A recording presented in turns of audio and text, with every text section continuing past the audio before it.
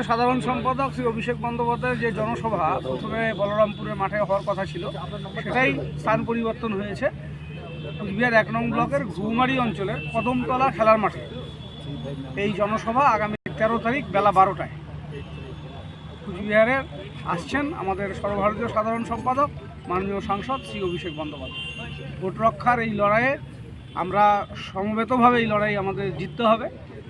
বাংলাকে পরাস্ত করবার জন্য যে বিকল্প পথ কেন্দ্রীয় সরকার এবং বিজেপি নির্বাচন কমিশনের আড়ালে নিয়েছে, তারই বিরুদ্ধে সোচ্চার হবার জন্য যে লড়াই বিএলএ 2দের নেতৃত্বে আমরা ভোট রক্ষার লড়াই করছি।